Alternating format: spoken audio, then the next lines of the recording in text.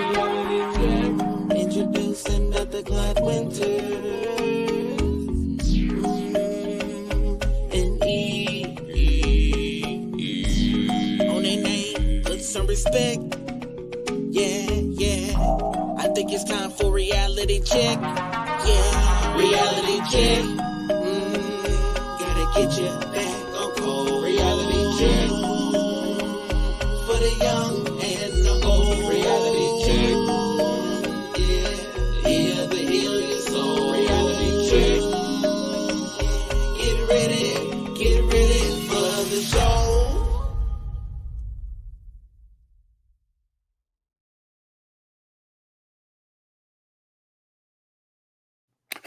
What up, though? What up, though? How are you doing today, this evening, Miss Eve? Hi there, Dr. Winters. I'm doing all right. It's been a week, but we're here. Can't complain. Tomorrow is the day that white people celebrate their independence, and Black people were still very much enslaved. And it's fun time. Yeah, but it's our day off. It's our day off. We get time off. It's a paid holiday, so shout out That's to. Right. That's right. For some of us, for some of you, I'm off, period. But I was thinking about that the other day, the delineation. And so I was hearing this, somebody was talking to somebody, I don't know, maybe it was with, somebody, and they were talking about delineation. And the sister was talking about, the flag. And the old good old red, white, and blue. I believe I'm a foundational Black American, but I can't get into that flag issue. You know what I'm saying? You mean or the fact that we red, white, and blue, that's American colors. Yeah, and I can't get into that. They have it. It's all right if that's what they want to say when they're talking about Juneteenth and all that. But me, I can't get with the flag. Maybe I'm just old. Maybe I've been too radicalized all my life, and as a result, in a sense, I want to see the the red, black, and green. Or I'll even take the Juneteenth flag. But then this person, they were saying, I love the flag. I'm an American. That's why I'm a foundational Black American. I'm a foundational Black American. That's only for delineation. But I still, I don't know, Eve. I can't really associate myself with that flag. I can't put on the flag. I can't wear the flag. And sometimes when I'm going out and I'm trying, in a sense, to look like my old Black man, look like a good old Black man, I might wear a shirt with a flag on it. I'm thinking about getting me my son always say I get all the white boy hats. Hey, there you go. I get all the white boy hats, but I got my Bulls hat. I got my Bears hat.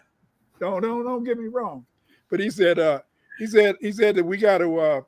He said, Pops, you got to in a sense stand for something. You got to stand for the Chi-Town, Chicago. Chicago is the place. But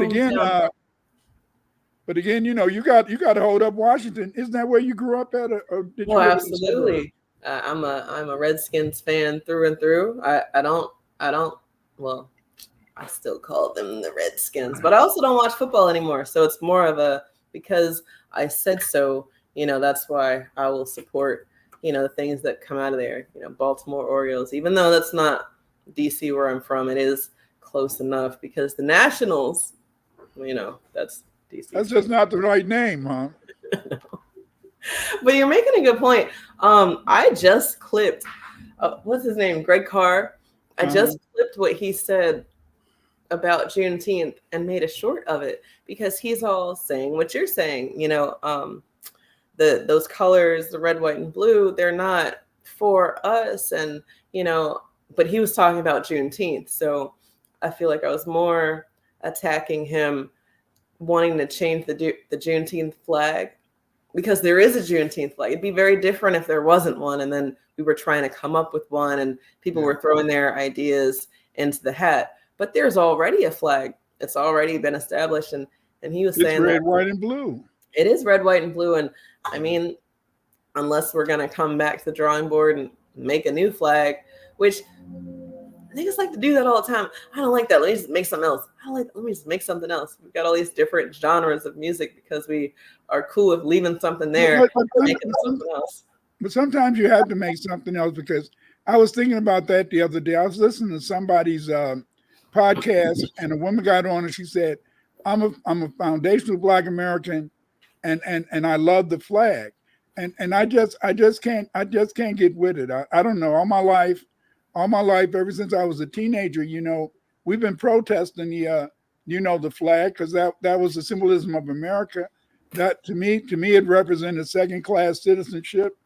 It represented the food we shared due to white supremacy within their blue sky. So to me, the red, white, and blue represents white supremacy.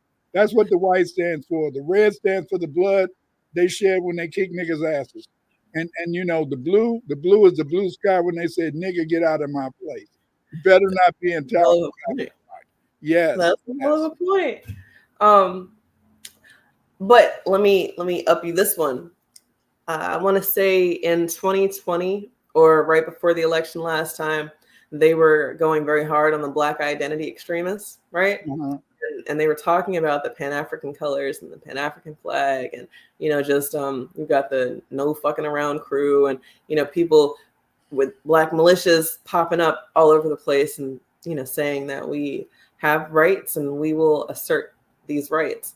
And the government was all very happy to, oh, you are okay, let me write that down. Oh, you over there, okay, let me write that down. And it's a lot of surveying, right? And then inside of the surveillance, it's like, if they've never been okay with us delineating from the flag, why are they okay with it now? Like, what's the difference? It's easy. They're okay with it now because we're living in the Truman Show. We're living in the Truman Show. Remember, in a sense, what Neely Fuller said. Neely Fuller said that they play both sides, and so then therefore they may not be totally in favor of it, but the point is this: is that they'll use it in a sense so that they can take control. For example, the whole delineation movement. I love the delineation movement, but I understand that the delineation movement has a two-edged sword. It's a two-edged sword. On the one hand, in a sense, it allows us to express ourselves as foundational Black Americans, but it also in a sense, allows us to separate ourselves from Tethers and other immigrants and stuff like that.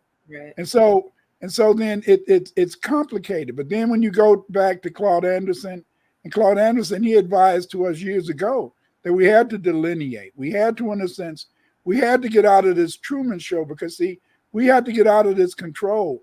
But it's very difficult, because we are in a sense, we are doing a show. We are the original reality show. I'm talking about Black Power Negroes like myself, and then you neo Black Power people like yourself, because see, we're still trying. I remember back in the day, my baby down, when I was in college, one day we was just sitting around, and she just looked at me and said, "Y'all crazy." I said, "What do you mean, baby?" She said, "Y'all crazy because how do y'all think y'all gonna make the white man give you everything you want, and you're gonna still be able to be having power?" She said, "I just don't see that." She said, "I don't see the white man doing that. I don't see why y'all doing all this march." That was back in the day when we were on campus against the war in Vietnam, trying to get Black studies, all that type of stuff. And so then I was talking to my father about it. And then my father said, his Irish friend told me, he said, "Nobi," my father's name is Anoba. He said, "Nobi, whatever they give you Black people, they're going to take it away." He said, they're going to take it away. And my father said, "That's what he said, Clyde."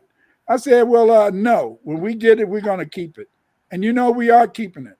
We are keeping it. Okay. So then, I'm just lying. We ain't keeping ish. We still control it. I mean, I can get behind that thought if the thought is that we are reclaiming our time, or at least the how people are looking at how we use time. Is it Grace Wisher? They said worked on the flag, the Yeah. little black girl who worked on the flag. And then I've learned in my studies that Kemet has the red, white, and blue, or at least the red and blue of upper and lower Kemet. And then, the colors kind of seem like they connect when you think about how those people established the 13 colonies before they became states, before they became a nation.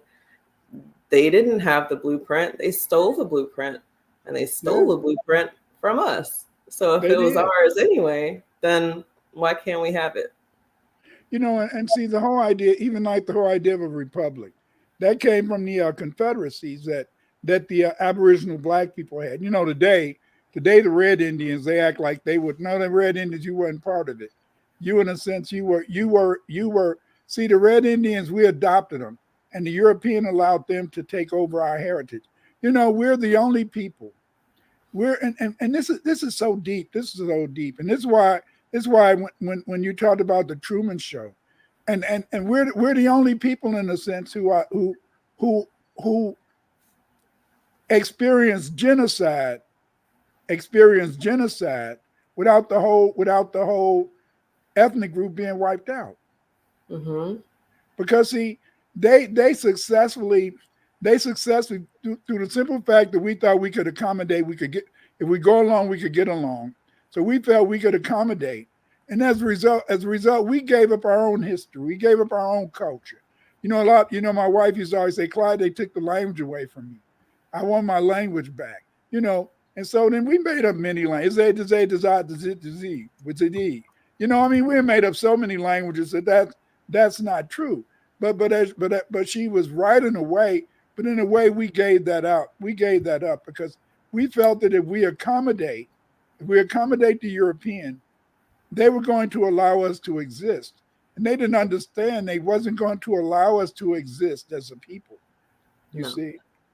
No, I think if they had their druthers about anything, we wouldn't be here right now.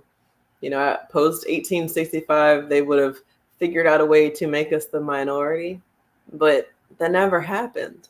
And then you've got, the fact that white people today say, oh, my family never owned slaves. And they probably never owned slaves, like for real, never owned slaves. But the fact that they're able to benefit off of all of the work, it seems like they should understand the connection between the debt, but they very, very explicitly will purposely ignore it or dehumanize us. And I feel like it's because we're a show to them. It's entertainment. We're not real people. The fact that doctors say that Black people can take more pain, they used to experiment on us. Everybody knows that. But even today in 2024, you can go through major surgery and the doctor will say, oh, you'll be all right. And the white person in the room next door who had the same surgery is going to get, to make sure that they're comfortable. We don't want them in any pain. They can't handle it. But then that I hear that over and over. It's like, we can handle it, but they can't handle it. But we're not as strong as them. But that math doesn't math, Dr. Winters. Like if it doesn't if we're math. stronger then. It doesn't matter because I remember back in the day when I would be with my wife and we would be, we'd be in the room and she'd be about to have one of our children.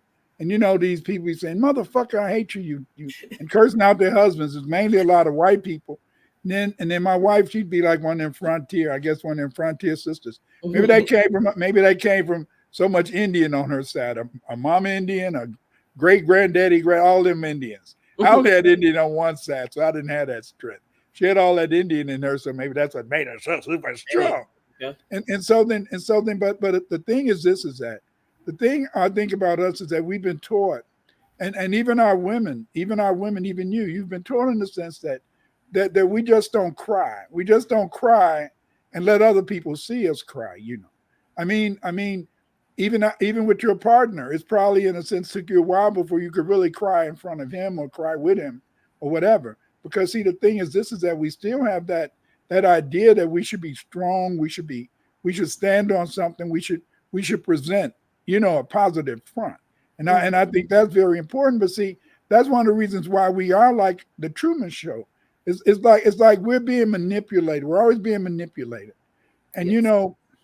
and it's this manipulation that takes place. And you're saying, how are you manipulated? In the Truman Show, he didn't know that he didn't know in a sense that he was being manipulated. He didn't know that his whole world was just an island. And they told him to be afraid of water and all that type of stuff. And then but they did the same thing to us, you see. They allow us to cosplay militancy. See, we're allowed to cosplay. We are.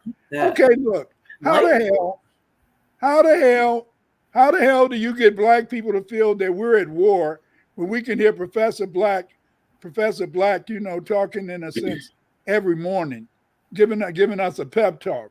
Now we might not believe the Black Authority because he's been found out to be a fake, but but the thing is this is that. But you got Professor Black, you got the Black Authority. I mean, come on, still got to give him his shout out. And then we got the leader that's not a leader, Tariq Nasheed, who embodies Tariq Nasheed embodies the reparation movement because the fact in the sense that he's brought it up, but he's not the leader, but the leader, not the leader, not the leader. But I mean, that's all confusion because we're in the Truman Show. It's people manipulating us. It's a director. You're right. See?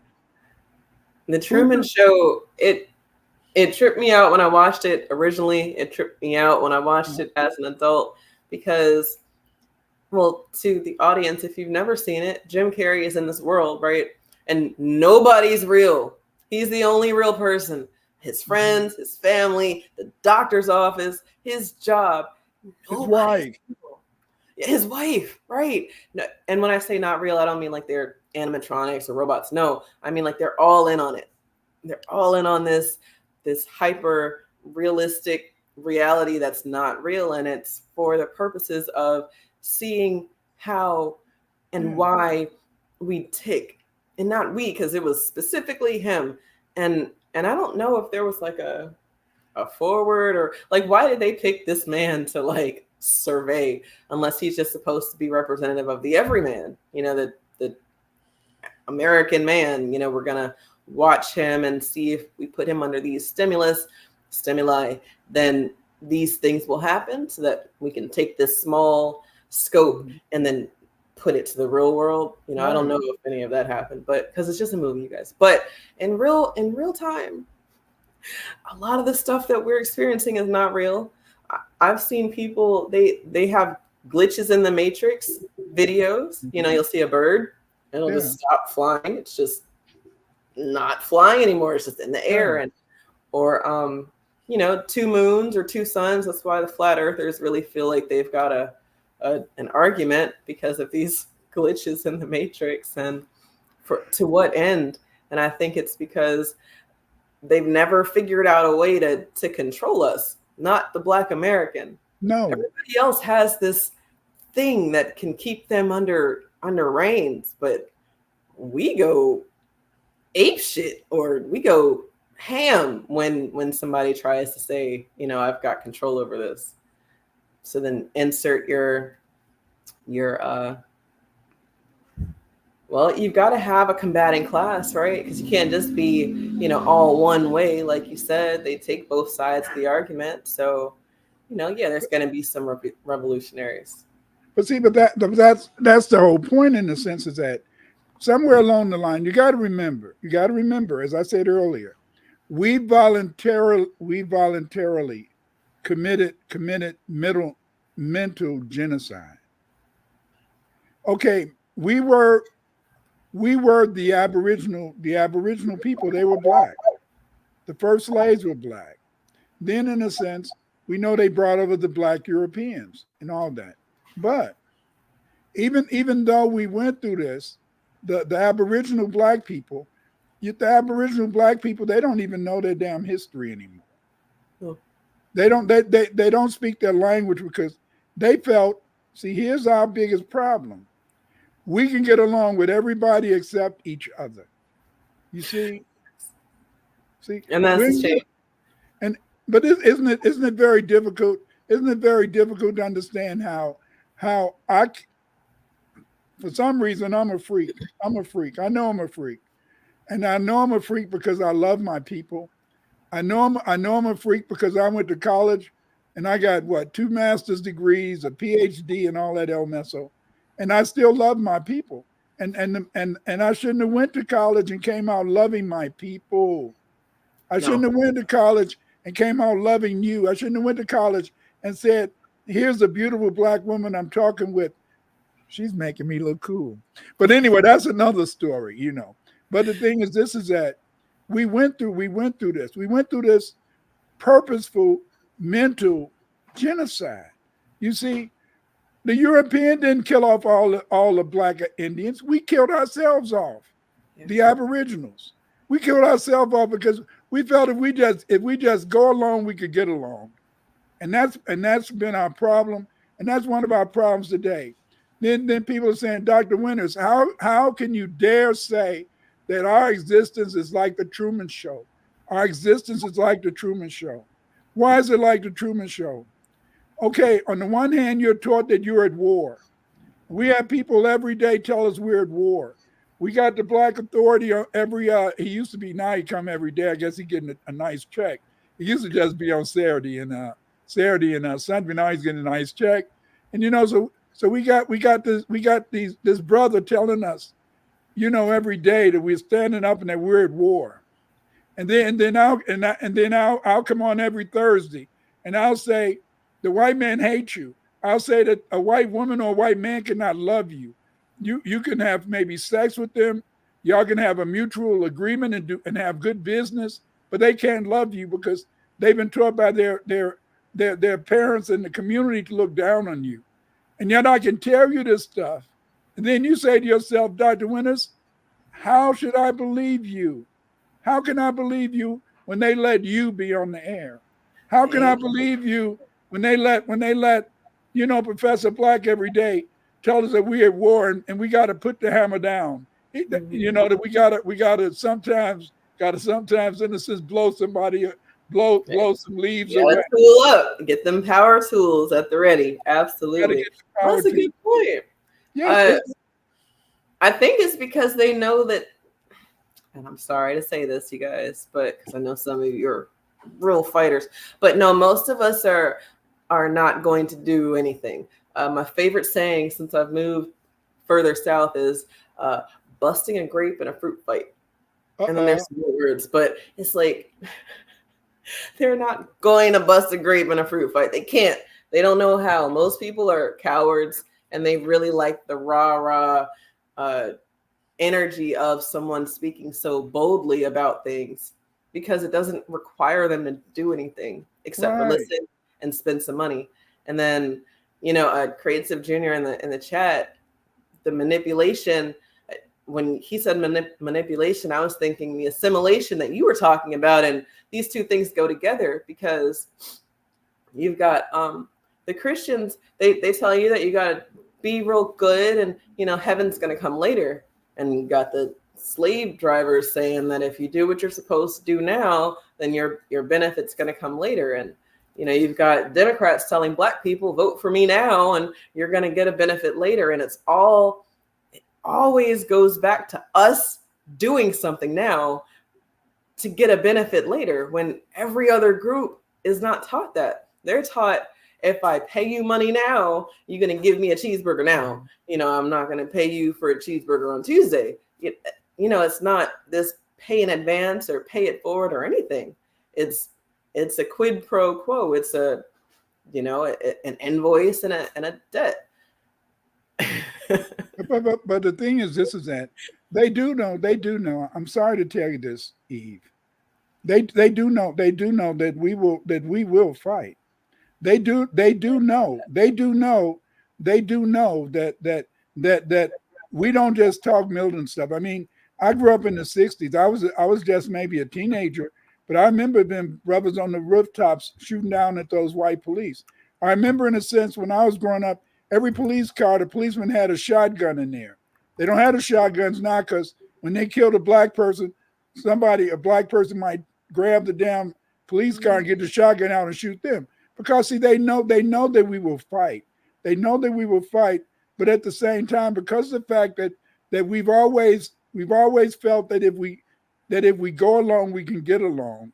A lot of times, in a sense, people won't really pull it to its ultimate extent. See, they know what it'll do. We know back when I was at university, we know when we was protesting, and if they took Clive Winters to jail, and Fred over there, he was the loudest talking person, and he didn't go to jail, then we knew that Fred had to be with the federales, you know.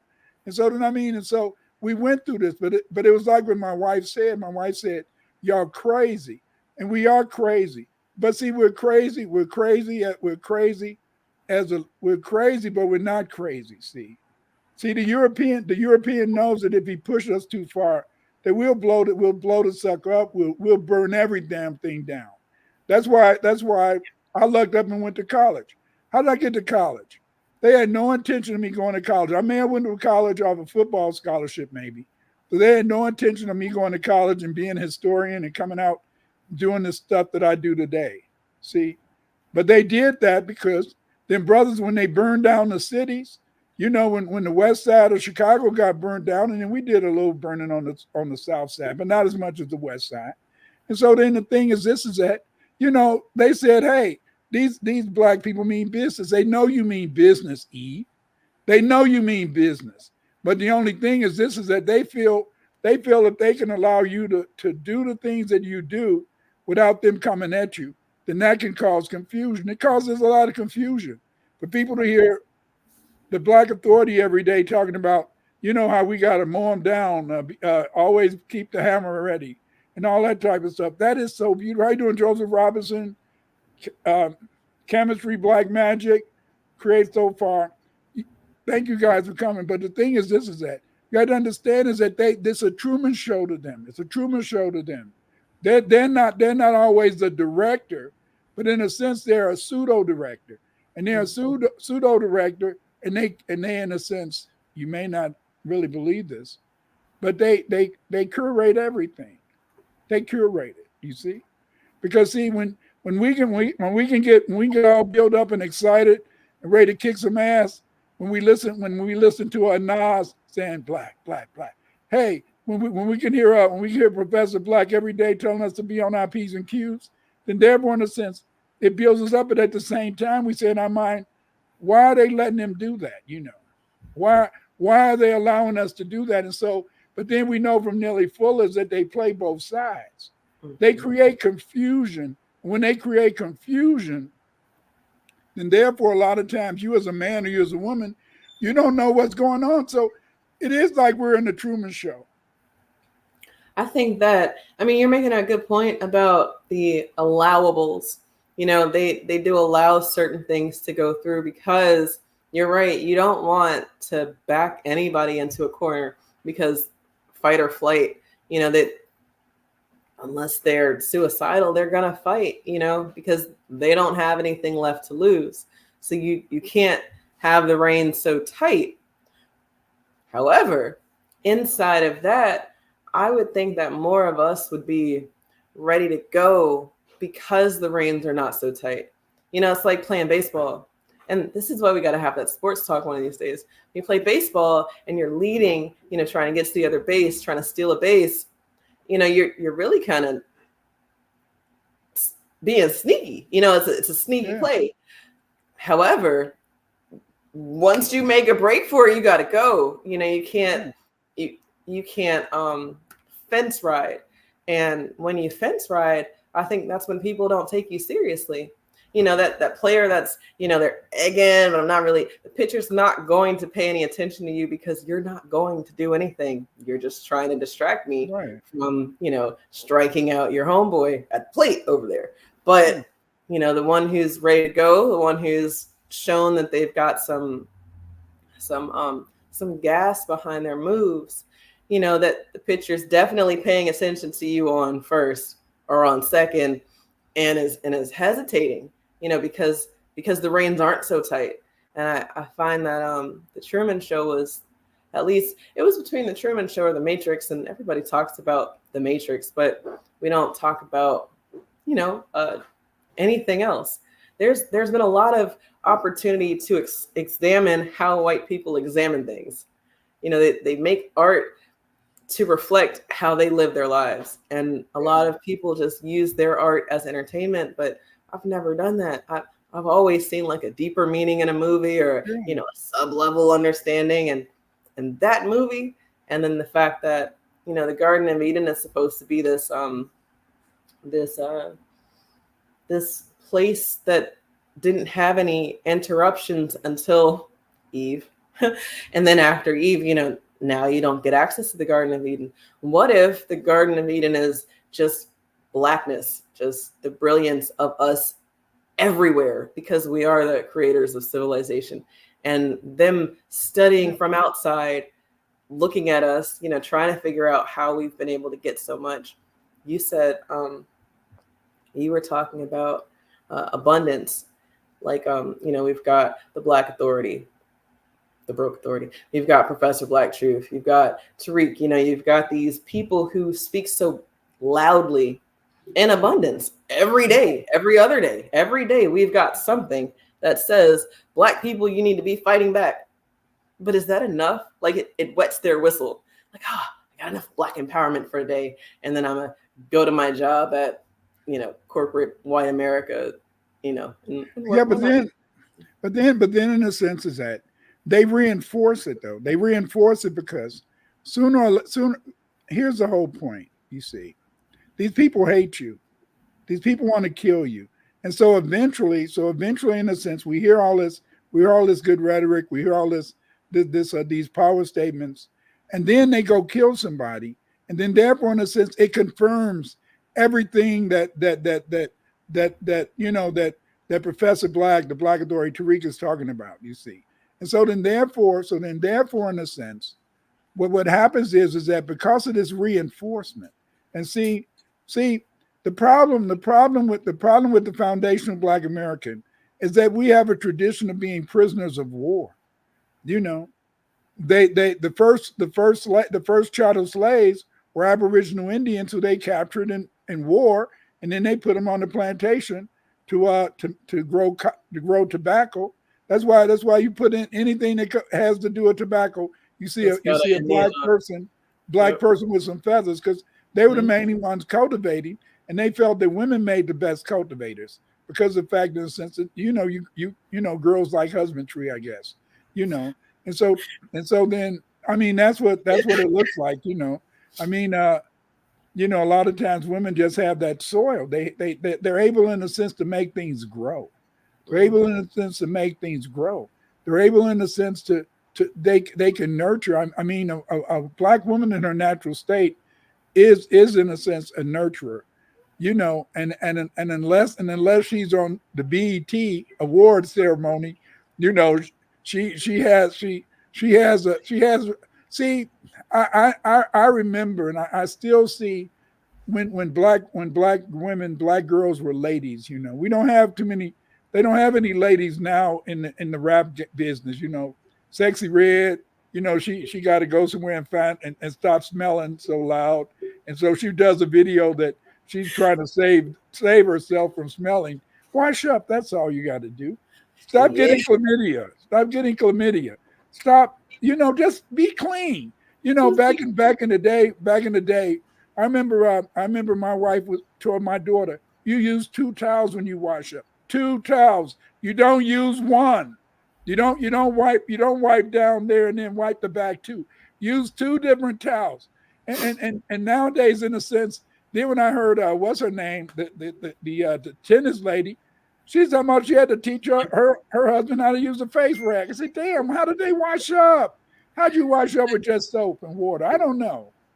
I just saw a podcast with 2 I'm gonna call them Neanderthals, because if you're in 2024 after COVID, were clean. They were clean. Yes.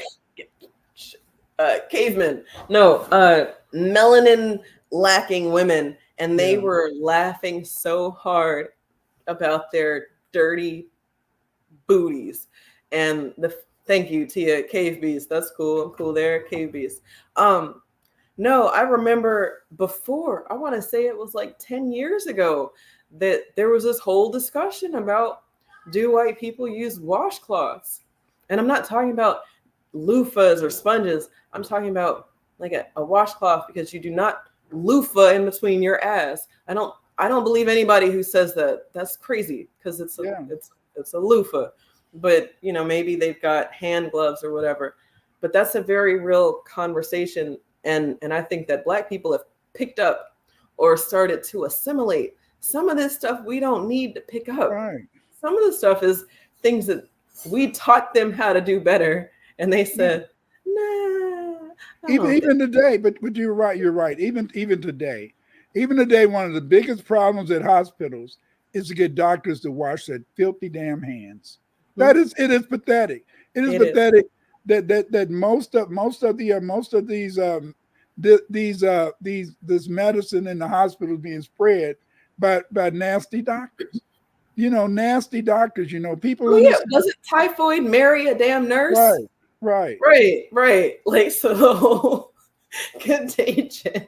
And they had to make her. They had to make her wash up, and she still didn't want to wash up. Her clean herself. Oh my God. No, you are so right. What I don't want Black America or Black people to get conditioned with is this roach-like existence. Because we're so resilient, because we're so strong, because we're so creative, that we can withstand all of it. You can spray the roach, you can swat at it, you could do all these different things, and that thing is still gonna be there. You have to call in the professionals to get rid of the roaches. But in real time, I feel like Black people are liking ourselves to that type of existence, because we scatter. We don't want to be around when things are brought to light. We've been here for a very long time. I mean, it's a double-edged sword, because nobody likes roaches, right? But they've been able to withstand all of these different things and still be in the same form. So something's got to be right about them, right? I don't know what their purpose is in the ecosystem, but apparently they're necessary. Inside of their necessity. Maybe they help clean up. They're European roaches, so maybe they help clean them up. I don't know. I was listening to Cabrera, the lady, she was talking the other day about head lice, and she's talking about how these people have head lice, they have other things in their head and other insects and things like that, and she's like, ugh. And so then, but it's just, the whole point is that, or this whole idea of smelling like dogs or something, wet dogs and all that. But then you think about so many brothers and some sisters, how they want to marry them, and how they can really believe they're in love, but then at the same time they catch CAIDS. CAIDS is culturally acquired immune identity deficiency syndrome. And then I was listening to O'Shea Duke Jackson. I know a lot of ladies don't like him, but he was bringing up that tennis player, how she's trying to lighten her skin and all that type of stuff. And then he was saying O'Shea was saying he don't see white men trying to darken themselves. But I think that what happens is I think that a lot of times these ladies, they're having these children, and children can say some of the smartest things to your ass, and everybody's saying, well, why you don't look like me, mama? Why you don't look like daddy, mama? And stuff like that. And I think that's what pushes some people to want to brighten their skin or to go into that direction. But the whole point is that when you get a very severe case of CAIDS, you just feel so validated. And this is what we find when these people marry Europeans, and they feel validated. You know what I'm saying? But then at the same time, they don't last. Why don't they last? Some of them last a long time, but most of the time they don't last. They don't last because it's not real. Watch this real quick, because you said that O'Shea said that you don't see the fellas trying to darken themselves. No, they're not trying to darken themselves, but they are doing this. And I think that this is very telling. Unmute that.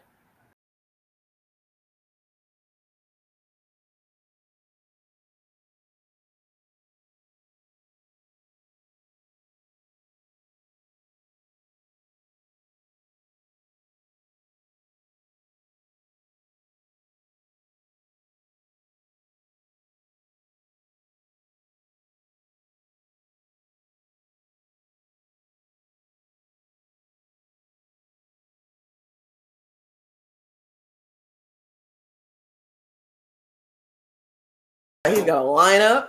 Did you see it? Yeah. There's a bunch of That's these. all just cosplay. That's cosplay. It is. It is. The cosplay is that remember we talked about this. We're going to be here indefinitely. I think genetics makes that possible, but in what form? You know, if the Truman Show is to be believed as an example of how the powers that be can survey and watch and experiment and sprinkle some stuff here and sprinkle some stuff there and see how it affects you, then everything that Mr. Neely Fuller Jr. taught us about them people is very true, you know, with the taking both sides of the argument, because they don't want to push us into a revolt or into a revolution. They just want to get your whistle wet, you know, just a little bit. And then if you get just a little bit, then it's enough to keep you asleep. But it's too many people, at least to me, it's too many people who know what's going on for us to not have moved the needle. But maybe you got to understand is that sure we know what's going on, but at the same time we still play that game that we've always played. You know, we go along to get along, even though see we are. I know family, you're going to call me a lie, but we are the majority in this country. We are the majority. Foundational Black Americans, more foundational Black Americans in this country than any other group. Anybody else. Anybody else. Thank you. Say that again, Dr. Winters. They didn't hear you the first time. But in a sense, they had to make you think you're a minority. And that's one of the reasons why, because see, you can bet your bottom dollar. See, family, you got to study history. Wherever the Caucasian found a small number of Black people, like in Tasmania, he wiped their asses out. He couldn't wipe us out because it's millions of us. Go ahead. Let me ask you about the smallpox blankets, Dr. Winters. Is it your belief or knowledge? Because there's a difference. Belief means you don't have any evidence. Knowledge means that you do. Smallpox blankets, was that evil genius of the white man, or was that just they're dirty and that was a result of them being dirty? I think it was the evil genius of a brother who thought of that shit. You're gonna have to elaborate on that for me. Okay, I have to elaborate on this. Okay. When you remember, in a sense, that the first Europeans that came over here, and even Benjamin Franklin, when he wrote in 1751, and he said the majority of people in the world are Black. The Germans were Black, the Hessians, all that type of stuff. Therefore, if the majority of people were Black, then therefore, in a sense, we know that the whole idea in a sense these infected blankets began with who? The Spanish, okay. The Moors. Remember down in in Mexico. But see, the only problem is this. Let me explain to you. Don't tell nobody. Okay. See, the blankets worked real well with Red Indians. It didn't work so well with us because we have melanocentesis. Because we have melanocentesis, we can catch a disease. Remember, they got in a sense, they got the remedy for smallpox from a damn African slave. Get the hell out of here. I do remember that. I remember learning that. What's his name? It begins with an O. His name begins Yeah, with an O. yeah, and remember because that was the first, because he taught them that you had to go through injections and things like that, Right. and stuff like that. Remember that the cure came from Africa, You're and afraid so then straight from therefore, Africans. Right. it didn't work as much. It did kill a lot of Indians off, because the Indians, because they didn't live in the old world, they wasn't exposed to that. Mm. So some Aboriginal black people, a lot of Aboriginal black people did fall to be susceptible, but they didn't, because see, as I told you, the European, we committed mental genocide. We're the majority in this country, but we went along to get along, and we went along to get along, and because we feel if we just go along, we're going to be able to survive. We always have to be pushed, and if they push us too far, and they know how far to push us, they know how far to push you, but they're afraid in a sense. But they got these new Europeans that came from Central Asia, them folks, because of the fact that they came from Europe and they don't understand the Negro, sometimes they try to push us a little too far. But then some of the other Caucasians say, no, we're not going to push them Negroes that far. We'll push them just a little bit. Yeah, we'll tell John we're gonna come fuck him up at 2 o'clock in the evening, at 2 o'clock in the morning. But we not going over there, because he gonna have John and Paul and Jerry over there, and they're gonna be there with their shotguns. Yep. See, and so then so they gonna get him up north. Get out of here. See, we've been conditioned. We believe all this stuff.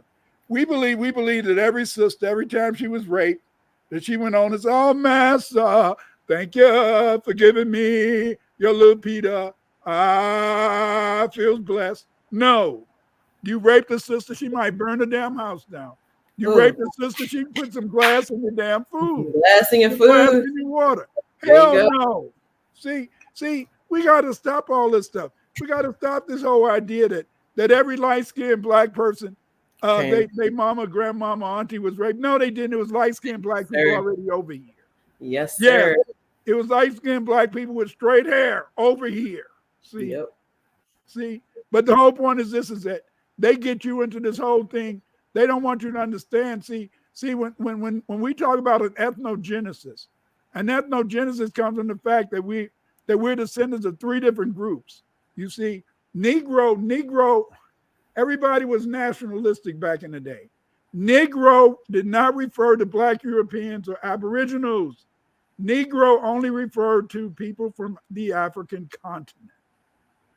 Just like I heard, Tariq the other day saying that the first Africans came over here in 1619. You're full of shit, man. It was already Africans here from Europe, and they went to Europe, then came here, and they were the ones. Anderson was the one who started the chattel slavery, and he was an African. And yeah, I mean, y'all need to get that book that came before Columbus, because I mean, I think it's a good read, even though it's supposed to not necessarily be 100% true. White people will tell us that how we wrote things down is not necessarily the truth, but if nobody is saying anything different, the thing is this: is that they say this or that isn't the truth because they said it, and it's like whatever the white men say, it's the truth. It's the truth. See, but if you use that logic, Dr. Wenders, and I didn't mean to cut you off, but if you use that logic, then the white people that have already said these things wouldn't be the crazy white person to them. They will ostracize or they're not the crazy white person. To them. Listen. I was thinking the other day, they always talk about the Aztecs. Always talk about the Aztecs god, the fire god, Izicatl. And at the same time, the Spanish who was with the Aztecs, they said they were Muslims. they said they had mosques. They had a mosque next to their damn pyramids. You hear what I'm saying? And where did they make up this lie that the Aztecs had all these gods when the Aztecs were Muslims? Right, because that means they monotheistic belief system, right? Muslim. Right, and not only a monotheistic system, It means in a sense you've been lied to. You've been lied to. You've been lied to. They have to lie to you. They have to lie to you. They give us half truths, and then to get along, we go along. Then you get people in a sense. You get, I remember when I was at Governor State University. Get these brothers in a damn room, and boy, they sell a nigga out in a minute. Boy, I used to think it was sisters. No, it's them brothers. You get them brothers, let them brothers get a damn university job, they'll sell your ass out in a minute. Sell you out in a second. See, it ain't the sisters, it's them brothers. You see, and the thing is this is that I just said, damn. When I wasn't never really a professor, an associate professor. I was a lecturer. That meant that I went from contract every year. So I was lucky enough. Tenured. No, I wasn't tenured. So I taught at Governor State for 10 and a half years, And so then, but I had to go ahead to get a new contract every year. Mm-hmm. But the point is this, though, is that when those sisters would try to come up for 10, them brothers be stabbing in the back and say, get out of here. But I mean, damn. Just like I was at Governor State for about 7 to 8 years. I was the only one that taught research. Everybody that got a master's degree had to take my research class at Governor State. So I told his brother, and he was jealous of me. And so then he got on the search committee, and then he hired a Chinese woman to teach research. Oh no! Yes, just to knock me out. That's how yeah. That's how niggas, excuse me. I know some of the people who follow me, they don't want me to say the word nigga. I'm sorry. Yes, I went to university. I got all these degrees, but I'm still street babe. If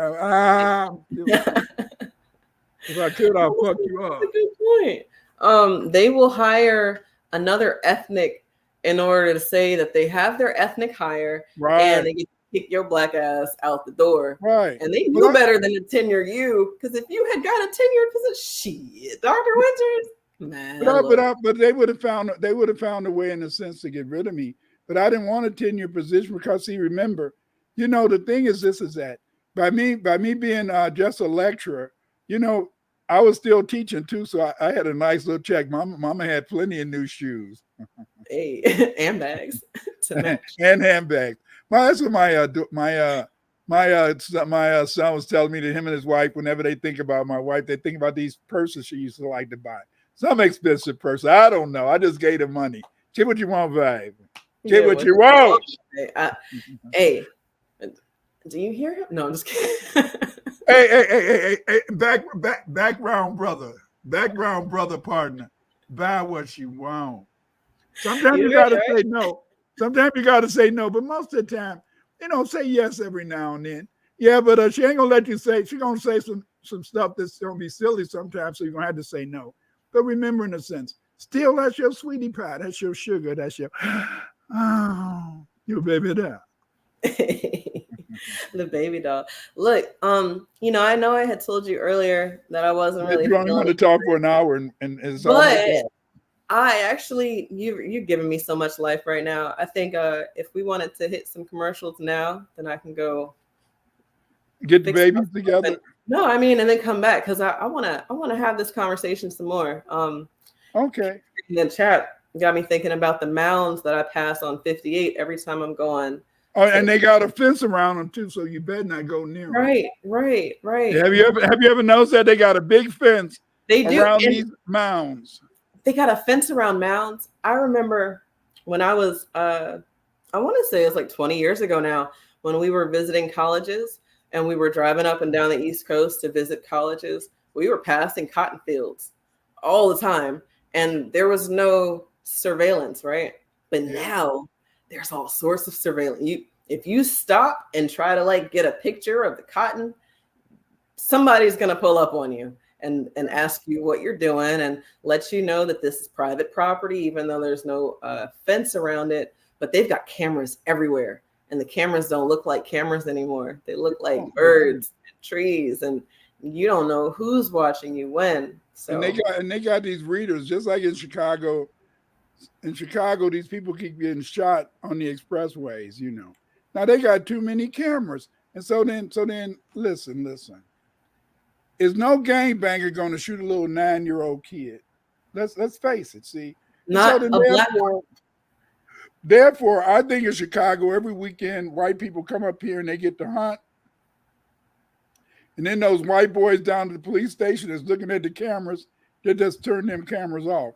Because it's funny how if a policeman gets shot or they find that murderer, they find that guy. Because we like in Britain now, we got cameras everywhere. There's cameras everywhere, Absolutely. You've seen the face masks, right? They're, people will put on a mask and now it looks like a black on black crime. And right. I agree with you. If they can find Juicy Smollett at 2:00 in the morning in the dead of winter and the dead of night and figure out that he was lying, then y'all can find out who's perpetrating these crimes. They don't want to, or they know who it is. Like what happened to Smollett? What happened to Smollett? What happened to Smollett? He told one of them he wouldn't give one of them old white guys that pussy. He didn't give him the pussy. He didn't give him the pussy because the whole point is that they would, the district attorney, the assistant district attorney, she dropped all the charges, and they still went and found an outside former lawyer to do private investigation. He should have gave that old white man some pussy, and the white man would have been okay. But he said, "You can't have none. You can." And now you got charges, and they stinked you. Yeah, but they still can't. They ain't got him in jail yet. They're still trying to get him in jail now. It's crazy how we can we'll accept it on our own terms, but we won't accept it if it's not on our own terms. Yeah. Go ahead. Just like the black authority and them, they was attacking the sister who's the district attorney here, and they were saying that this district attorney, she's no good. She's gonna let the people out of jail. No, it's not. They don't even understand what the sister was. The sister was a strong sister. What happened? It was people who had been in county jail for years because they couldn't even pay $100 fine. They couldn't pay $100. Yes, they couldn't pay $100. There's one guy, he was in county jail for 10 years because he couldn't pay $100 damn fine. And so that's why, in a sense, they said they wasn't going to do it. Now they elected a white lady, so she'll probably get everything back the way it used to be. But the whole point is that when you don't live in the city with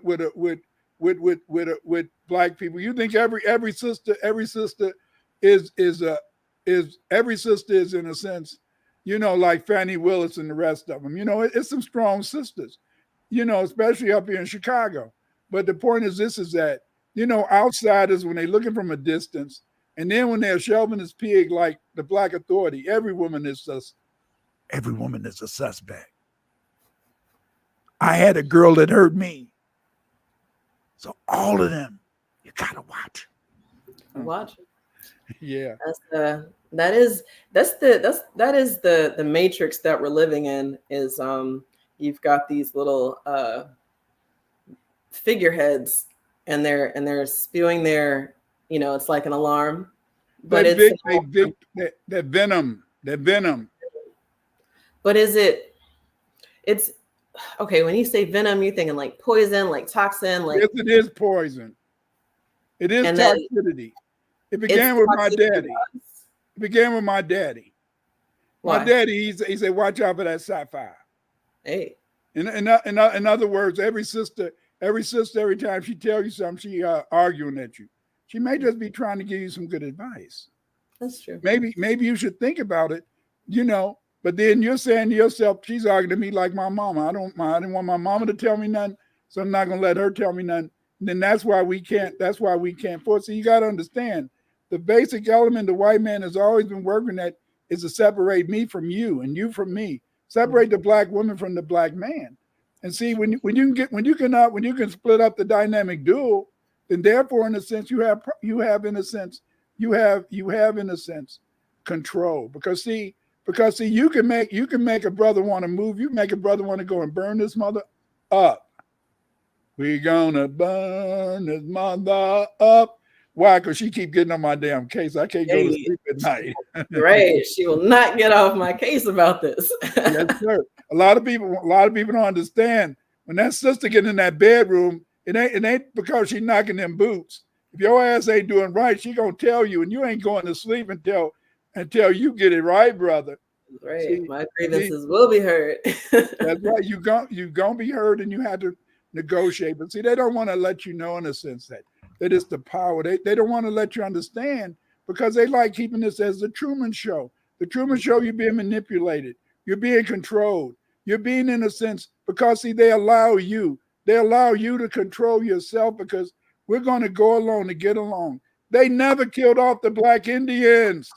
That's facts. He said they allow us to control ourselves. Right. Amen to that. That's like Yeah. the dog or the horse that's been chained to that one spot, their entire lives. And then you unchain them, but then they don't go anywhere because they've been conditioned to this, this circle around the tree or around the stick. And it's been good. If you've been eating, your needs are being taken care of, then why do you need to circumnavigate outside of this spot? That's And right. I guess in the Truman Show, it's the same thing. If he never had big ideas or dreams or thoughts, then he could have stayed in that cell indefinitely. Now you understand. Now you understand, in a sense, what Whitey said. Whitey said, damn, we kept them niggas down all the way up to the 60s. Then all of a sudden we got this, we let them brothers in the damn North start rioting. See, remember, they didn't want people like me to go to college. They've written books. They keep them urban black men out of college because they're troublemakers. See? Because see, the thing is that, and so see, when we got on them rooftops and they started shooting and burning down the city, then that Europeans say, oh, we got to pacify them Negroes. You know that brother over there, Clyde Winters? Yeah, he played football. He's a good defensive end. But let his ass go to Illinois, Wisconsin. Because I could have went in a sense to the University of Colorado, but they told him I was a Black Power Negro, so they didn't want to give me this scholarship. But I wanted to play in the Big 8 because I had a cousin at Kansas, I had a cousin at Missouri, and I was going to be in Colorado. But they said I was Black Power. Don't let that Black Power Negro come there. He's going to stir up some trouble. That is funny. But let's hit some commercials real quick, and then I'll come right back. Come back. Okay. Thank you.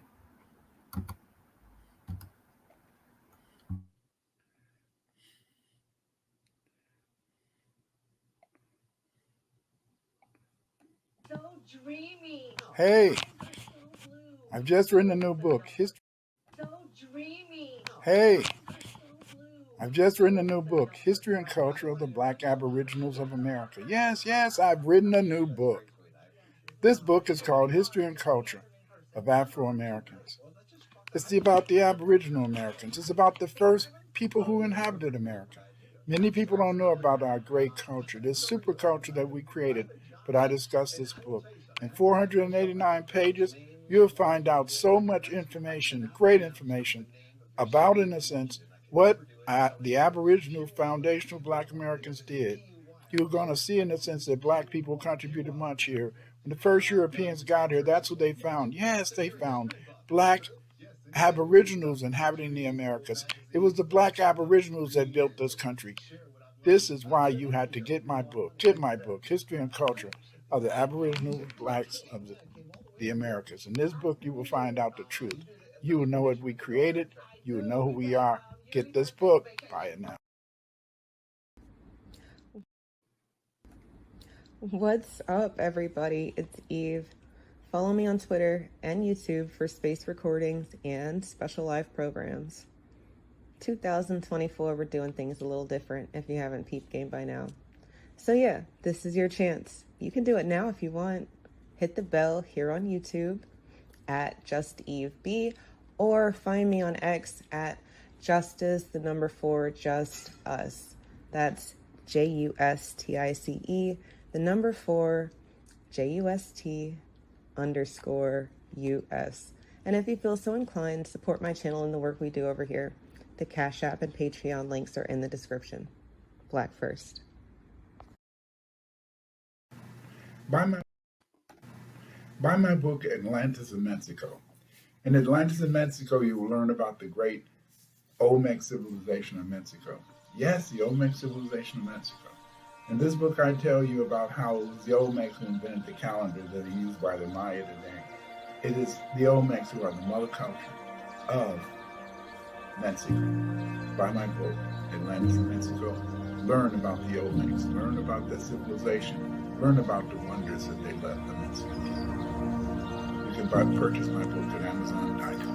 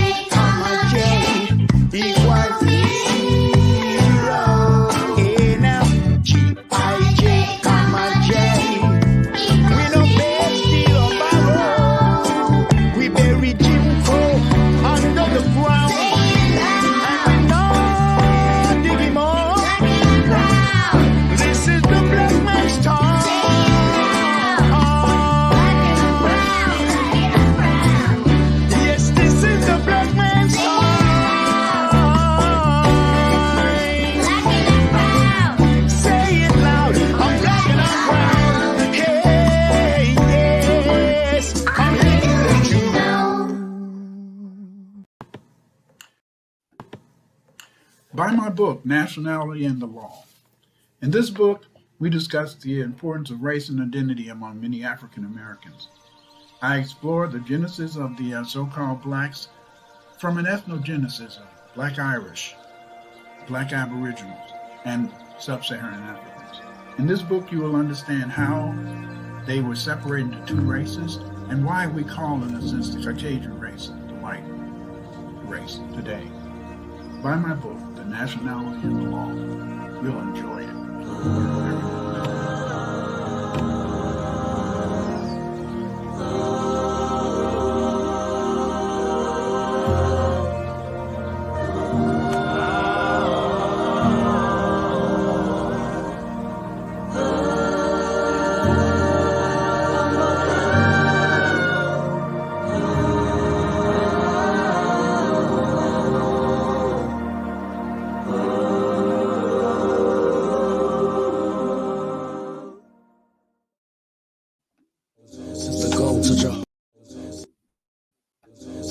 Touch your heart, put them dinner rolls. Change the spirit one time, it gets old close. She gon' take me out of space into another zone. Free spirit, she ain't messing with them petty hoes. Microwaves and cobalt us out of phone. Fucking in that vibe and smoking good on that drone.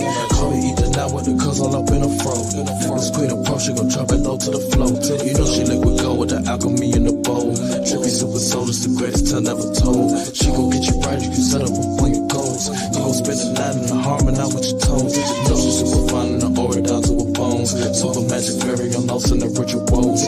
She give me life like butterflies on the rose. Really rich and old, ain't nothing like cracker trolls. Sitting in the clothes, an extraterrestrial. And she never fold, trap crackers up in the throat. She drink your wine, she rock you up like a pole. And she spark my mind with intellectual quotes. Shake butter oils and linger up in your nose. Independent goddess, like rhythm up in the soul. Yellow honey. drip slow. Sweet agave at the toe. Independent finance, wine, citrus miss. My Wonder Woman, I wonder how to. Buy my latest book, History and Culture of Black Aboriginals in America. This is the first book that explains and discusses the entire history of how the original people who lived in the America were Black Aboriginals. These Black Aboriginals lived in many different tribes. They built stone pyramids. They built great cities. They built underwater bridges that linked both sides of the Mississippi River. Buy this book, History and Culture of the Black Aboriginals. Find out how many of us, most of us, just about all of us, who are Blacks, native to America, have Aboriginal ancestors. Get this book. Learn about our history.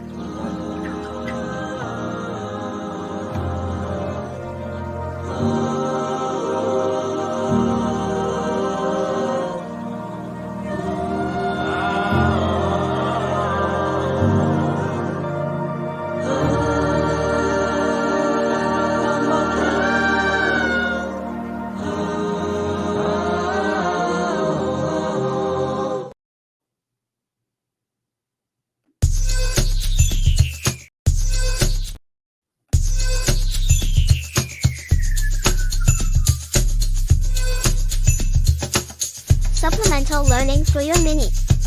But you can learn too. Don't send your mini into the belly of the beast unarmed. Courses, practical math, language, the code, our story, and more.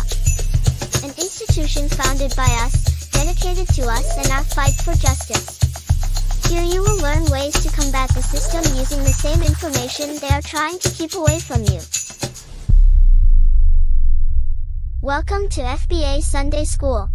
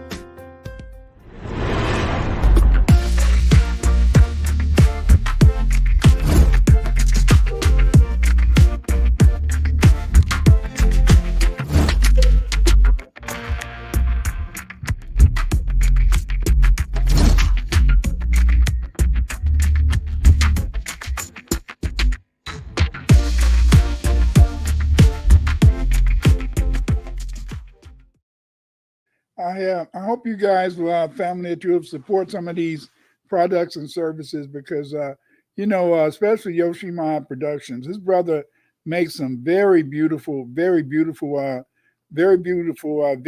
and things like that. And I think that you could find that he could be an excellent person. The other day, he tried to get me on TikTok Live. I didn't know what the hell I was doing. So, but again, like I said, is that the brother's very helpful. He's very wonderful. He loves his people. He does. He's a freak too. And look, we're gonna have to not call y'all freaks because I've been saying the Broke Authority is one of them freaky ass niggas that need to stay inside. No, we're just our love for Black people doesn't make us freaks. It does make us strange. I'll take that one. It does make us abnormal. I'll take that too. But I've been very adamant about who's a freak. We can't be on that side of things. Well, when I was in college, I used to like a freak of the week, but that's a different story. That's a different story. Did I say that? Please, that's not me. I was a good. You've been delivered. Yes, sir. Yes, ma'am. No, but again, like it is that in reality, we are living the Truman Show.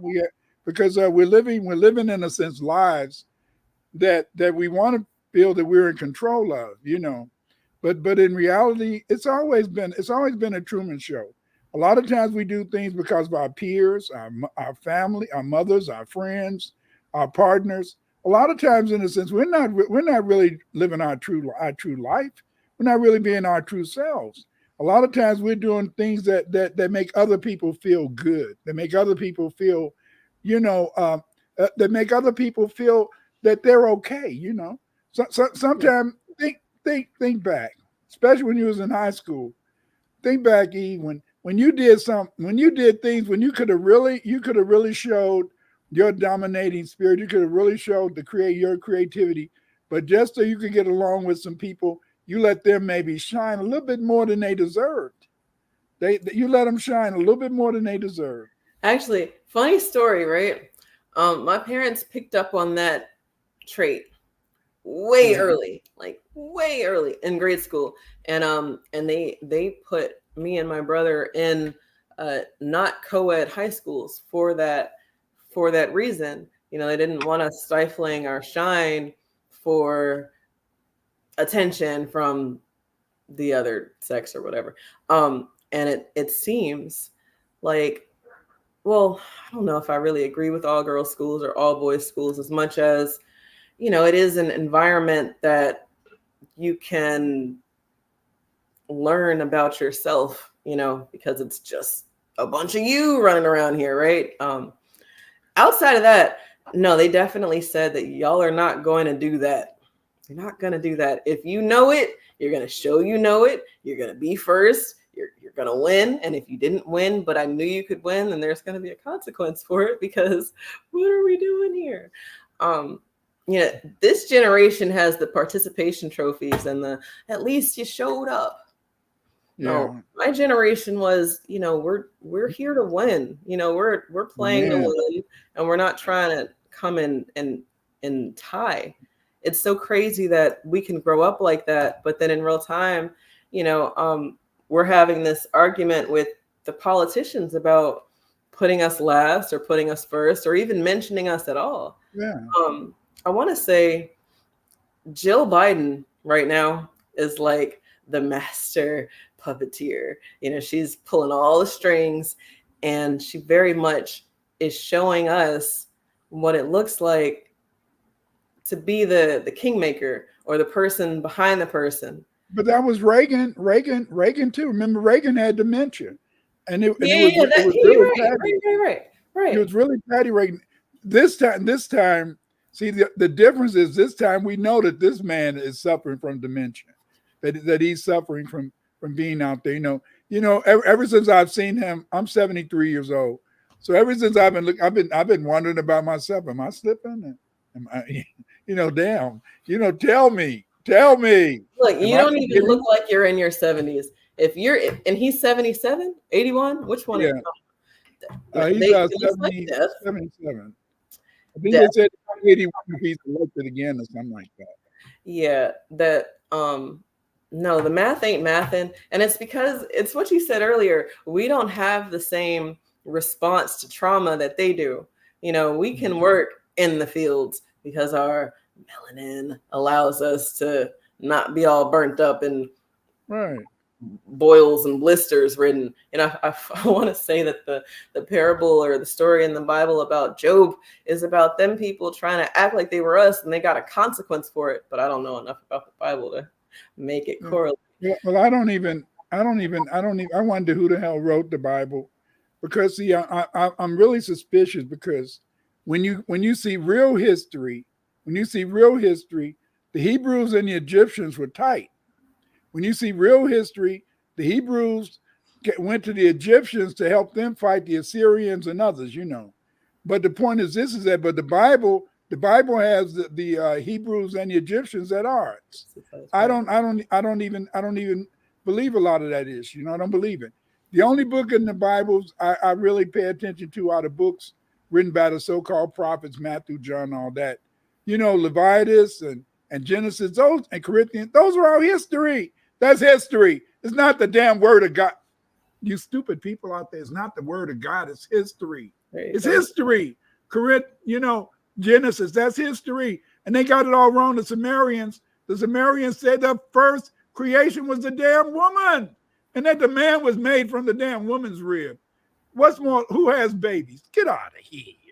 Get out of here. That will always forever probably be my exit point from religion is, that me coming from you when I have to teach my children that women birth babies, and I came from my mom, she came from her mom, and Mommy, why your stomach getting big, mommy? Daddy's stomach, when he get big, he just got gas. Yeah, I guess. Your father's gonna start pooting soon, so get away. It's crazy what we will accept, and I feel like it's what you were talking about earlier. Black people have genocided ourselves off of our story, and the mental genocide. It's not passing down the stories and traditions that will wipe you out. In real time, we are arguing with other Black people about our native status. They don't identify as Cherokee, Blackfoot, whatever, but they come across somebody who does, and they say that we're on plebiscite Turtle Island because, you can't Blackify everything, Eve. It's like, no, but if the evidence is all Black, why can't I? That makes sense to me. And then in real time, we've got the Red Indians, people who want the history, who want to be able to pass on these traditions. And then you got the $5 Indians who want the traditions. I was just watching this Eskimo lady, I hope that's not offensive, an Inuit lady was chopping up some narwhal, and she's very light. I mean, she's like this light, right? And she's got the tattoos on her face. She's very pretty. And she's talking about how we are the only people who are allowed to hunt narwhal. And every time I see them, they're always like this light. Hi. Okay, but they wasn't always that light. They used to be very blackish. Right. But where did they go? They got sold, right? I don't know what happened. I don't know what happened to them. But it's just like the Chinese used to be brownish, the Japanese used to be brownish, but they've all become super pale. Yeah. They've all become super pale. I know. I saw this picture once of all these people in China trying to wear umbrellas. The women trying to wear umbrellas and wearing masks. They didn't want to get dark. They didn't want to get tanned and stuff like that. But I think it's very complicated. But see, the thing is this, is that Black people do not want to believe that they're Aboriginal, because if they believe they're Aboriginal, then they had to go all the way. They had to go all the way. Like you hear these people talk about, this is the Nile, the Mississippi River is the Nile River, and that Memphis, Tennessee is really Memphis. That's not Egypt. Memphis is not Egyptian. That's Greek. And so then you can, it's almost like, I'm sad to say, it's almost for a lot of Black people, you can sell them you can sell them everything except the Brooklyn Bridge. They'll believe it, They'll believe all this mess, because how the hell is the Mississippi the Nile River? We know where the Nile is. Come on now. How is Memphis, Tennessee the New Jerusalem? We know where Jerusalem is. Eve, think about this. Think about, these people really believe this and will hurt you and fight you. They will hurt you, Eve. They will hurt you. Right. They'll even hurt my big ass unless I got my old ass sons around me, But then I got 5 sons, so I got a gang, baby. But anyway, that's a different story. But the whole point is this: is that these people, they believe anything. They you can sell them anything. You can sell them any type of soap, and they believe it, because they don't want to be Black. They don't want to be Black. They don't want to be African. I'm not saying that we're all the way, but you got to deal with your ancestry. You got to deal with your ancestry. Yeah. No matter what you do, you got to do with your ancestry. These people go around saying they came from Gondwana land. Gondwana land family was 200 million years ago. There were no human beings or humans existed. There's only monkeys. That part, this mushy. Look, we talked about this before. Niggas don't understand time at all, and it's their fault. You know, You know, when the continents separated, it was like on they surfboard. was riding on the continent. Get out of here, dummies. But go ahead. I'm sorry, I interrupted you. I'm sorry. No, that's real. The Pangea of it all. You know, Yeah. white people did it to y'all. Look, I'm not laughing at you. I'm laughing with you because I too have a disconnect with time. You know, when I learned that there is all these different calendars and that they can just jump back to zero, but it doesn't have to actually be 100 years. You know, these time periods aren't necessarily in increments that we understand now. It goes back to what are we accepting and why? Is it easier to accept a lie because we're still going to be here later and we can fix it later? Or is that the trick bag because we're experiencing that in real time? We've accepted a bunch of bullshit, and now the people who know the math is out here trying to correct the bullshit. And a lot of people learned bad math, and they taught it to their kids. They taught it to their kids, and this is how they grew up, and nothing bad ever happened to them. So why is the math wrong? But if it's nothing bad ever happened to you, what about the good things that were supposed to happen to you didn't happen because you're doing the math wrong? You know, they're not looking at it from both sides of the spectrum. They're only looking at it from the side that they didn't get fucked over. But inside of them not getting screwed, they are getting screwed. People are coming and claiming our stuff. You got Joe Biden saying that the country was built on the idea of freedom. Yeah. No, it wasn't. What is he like today? He says this, and I don't know why sometimes he's coherent and sometimes he's not coherent. And then they're saying that we're losing democracy. Now, this is a republic. It's not a democracy. Thank you. It's a republic. Thank you. Republic. It's crazy. They don't even understand. This is not a democracy. It's a republic. It's a republic. It's an oligarchy. It's always been oligarchy. Right. As long as ever since America began, you could only vote. You could only vote in the old days if you had money. Then later, in the sense, you know, then after they gave black people the right to vote, they said, "Damn, we got to give our women the right to vote." You know, see, whenever they give black people something, they always feel they got to share it. They have to share it with every other nationality. That's in a sense the trick. That's why I tell you we're in the Truman Show, as you said. We're in the show. You see, the only problem is that they put us into this Truman Show, but then in a sense, sometimes because of the fact that they put loopholes, you know, in their laws, loopholes, you know, then therefore in a sense, somehow we're able to in a sense put them in a trick bag because of what they said. And it's like a lot of people are saying today is that words are spells. Words are spells.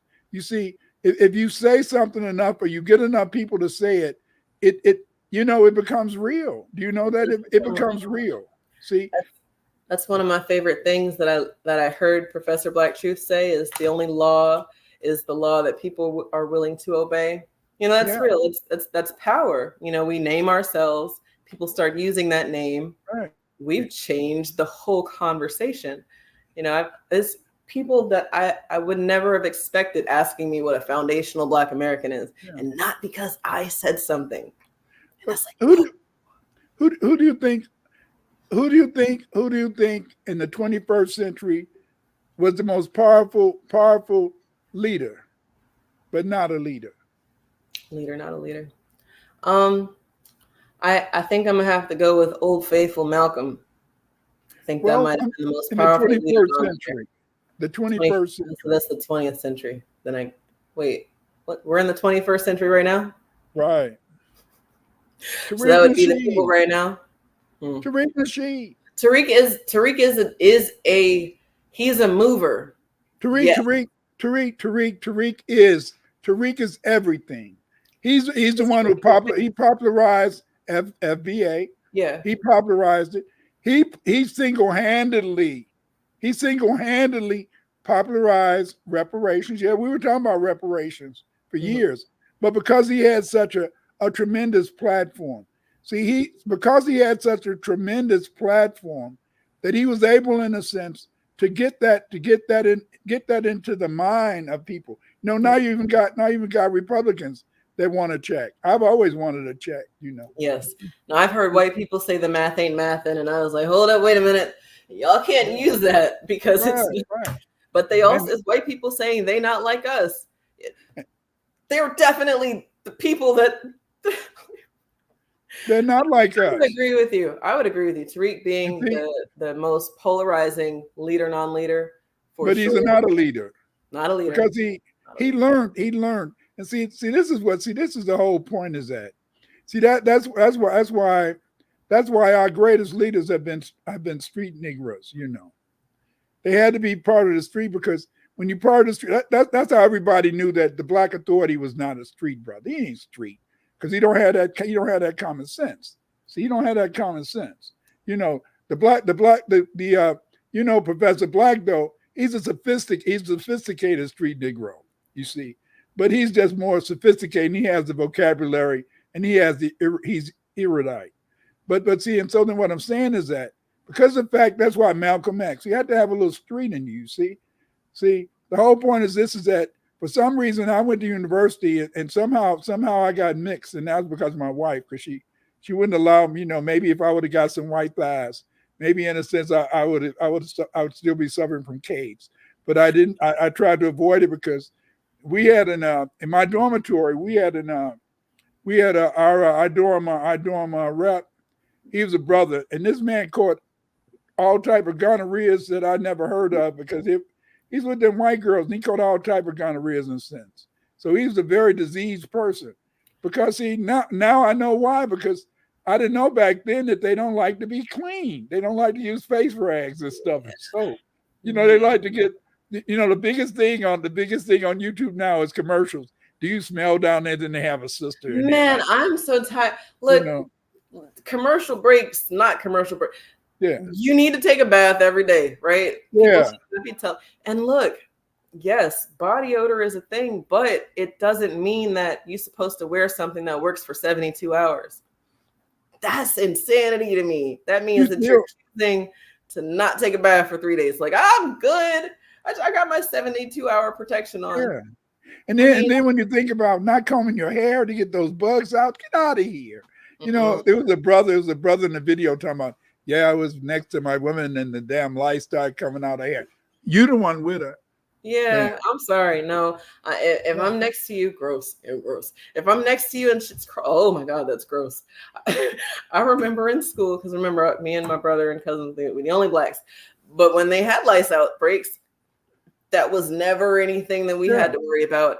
And it was something that I had to learn. That's something that we didn't have to worry about because I didn't know what lice was because it's not something we had to worry about. See, Cabrera made a mistake when she was talking about it was a lot of black people when I was young would get those ringworms. They would get the ringworms in their hair. But a lot of times these were kids in a sense who played in the dirt a lot. In the dirt, yeah. You get ringworms from being in the dirt. Those ringworms because they were playing too much in the dirt. And so then but the thing is that it's then she brought up, Lisa Cabrera. I like to listen to her sometimes. I like her too. But the thing is that, but again, as I told you, is that, see, we've been indoctrinated. The European, he knows the dynamic duo. He knows that if you and me together, they cannot stop a black man and a black woman. Now they can stop a black man by himself, and they can stop a sister by herself, but they can't stop the two. And see, that's why, in a sense, they've been always trying to create these divisions. That's why back in the day, if you like my mother and father was married, so that was different. But a lot of the people, they used to, like they were saying, when a man came over, they had to hide the clothes, but they had to say, "Those are my brothers." Oh, right. When the food stamp benefits people come through. Yeah, the telephone, they didn't have back in the day. The telephone was in the closets. Because they didn't want to because if they saw a telephone, they cut you off. So a lot of people had the telephones in the closet and stuff like that, But I mean, hey, it was an interesting time. But again, in a sense, it's this whole idea is that we live in a Truman Show. We live in a false reality, and we live in a false reality that keeps you confused. The European likes to keep you confused because see, how can you have a brother come on every day and say, okay, we're at war, I'm going to give you an update on the on the strategies, and then yet they let him come on every day. Do you see? They let him come on every day. Why do they let him come on every day? Because that confuses people. Yes. It confuses people. See, Yes. but then people like me, they'll say I only got 300 people listening to my videos, and I know it's more than that. You see, but the whole point is this: they're not going to play me up. You see, because the whole point is that they don't really understood. See, they let Tariq Nasheed by him being a street brother. He said he's not a leader, not a leader, not a leader. But at the same time, right? But because they allowed him to get a, and he's been on the radio, and he started off as a pseudo pimp, like all of us wanted to be pimps. All of it. When I was a kid, I grew up reading, Iceberg Slim. You know what I mean? Hell, that's why I studied French. So languele more. I wanted to be able, in a sense, to talk to the sisters, and I wanted when it was two things I knew I had to learn how to do. I had to learn how to spit some game, and I had to learn how to dance. If you can dance and spit game, shit. If you can get out on the dance floor and make a sister look nice, you bop it and stuff, twist her around here, twist her around there, then let her go up. Oh shit, damn! I want to dance with him. That don't mean they want you. They love to look good. Sisters are elegant. Not so much today, because now a lot of sisters, they wear their pajamas out and they got to wear that bag over their head and stuff.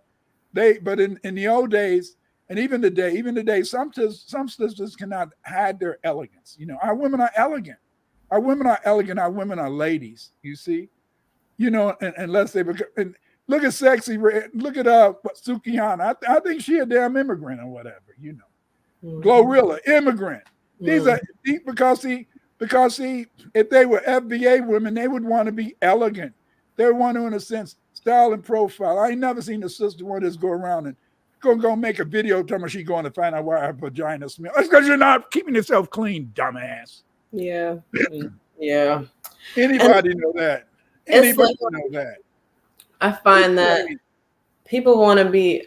It's probably Cades that allows people this disassociation from reality. They think that it's, oh, I'm gonna do something polarizing, right? Or I'm gonna say something that's gonna rustle their feathers. But in real time, she was telling people that she didn't wash her ass. One of them said they got doo-doo stains in their drawers. And these are not things that I ever wanted to know about anybody. Yeah. But white people open the vault. They open Pandora's box when they started telling everybody they don't use washcloths. So from there, it's like, oh, well, they don't use. Well, I use a washcloth, but sometimes my I couldn't even believe when I heard that. When I heard what's her name, the tennis lady, I couldn't believe that. I couldn't believe that. Everybody. I mean, my mama taught me that I'm supposed to wash it with a washcloth. I don't know. I couldn't believe that. I'm 73 years old, and my mama taught me that. What's that? I don't know. Like it. Yeah. Look, I think that I mean, they've been very honest about their hygiene and lack of hygiene. Black people have always taken it on the chin, because we're so tough and resilient. I was watching some more mom reels, and it's like a white mom's favorite time of year is the summertime, because pool day, it means we don't have to get a bath when we come home because they've been soaking in bleach all day. It's like, I feel you, but did you really think that washing yourselves is not just bleach? It's, the dirts and the oils and make it make sense. That math really don't add up, And the biggest thing now is you get some spray, then they have a sister. Sisters, I don't know. I'm old, and since I'm old, I'm not teaching anymore, so I'm not around a lot of young people. But it just baffles my mind when they start talking about that a lot of black women are smelly. I cannot believe that. I cannot believe. I'm sorry. I cannot believe A lot of that. white women are smelly, but I have heard that the women who get them BBLs are having a hard time wiping, and that might be a stereotype that Black women have, because while other races would need the extra hips and girth, like I don't think that don't come for me, y'all. I know I don't have any cake, but I'm just saying, I think in general I got more cake than Becky, and then that should be who the BBL should have been pushed towards, but it was pushed to us because we're out here mimicking them. They're mimicking us, we're mimicking them, and nobody is under the everybody's under an illusion. Everybody's confused. Right, but remember in the 1800s they had to put the little basket back there. Remember they used to have a basket? Yeah, the little hump of the butt. Yeah, that was the basket to make their asses look like they were up in the air. They've always wanted that, but see, but the thing is that the failure that Black people have is that Black people have never understood the fact that American culture is Black culture. And the reason that American culture is Black culture is that these people from the Europe and Asia, they always wanted to bring whatever culture they had over in Europe and Asia over here. So then only culture that could develop, the music, the art, the food, it had to be from us, because we were authentic. And because of this authenticity, that's why the music, we made the music. And then we were the ones who made, just think about this. There would be no world culture civilization today if it wasn't for Granville T. Woods, Lewis T. Lattimore, and Elijah McCoy. Elijah McCoy made the oiling machine. Yep. Granville T. Woods, I think he was with the electricity, Lewis T. Lattimore, the telephone. Everything, the whole world civilization is based upon those three inventions. Everything is based on you. You see? Everything is based on those names down. You said Latimer, Woods, and McCoy. And Elijah McCoy. Okay, got you. Because Elijah McCoy, he made the oiling machine that allows these machines to operate. And it's a few other people too. Just look at it. We made the cell phone. We made the damn computer. We're the one that made it. You've been lied to. It wasn't Microsoft that made it possible for us to use these computers. It was a brother who did that. Right. We did everything. And even and so then what happens is that because we are a culture of inventors, we are a culture of creativity.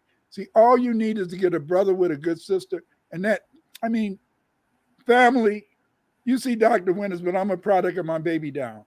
Because my baby doll, in a sense, she inspired me. She gave me the support. She just looking at that beautiful woman, damn, what could I do? She said, nigga, get a job, and I got a job.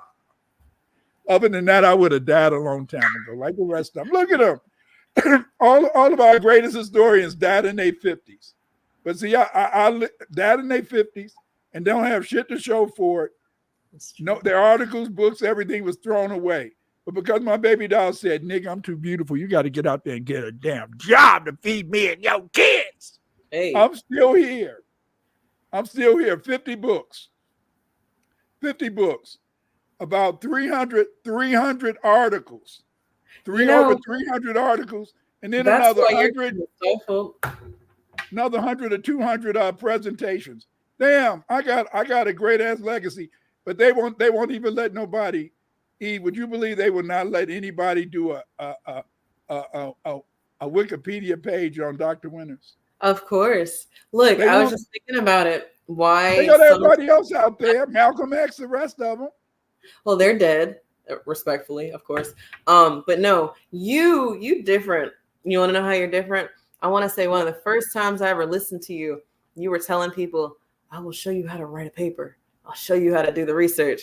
I will show you how to submit these things for peer review so that you can have these arguments in these environments that make sense. And in real time, I want to say that the shoe came down, the hammer came. Your channel started getting all sorts of issues and blocks. I never see when you're live. I have to check on a different account, and then that account's supposed to get the notifications.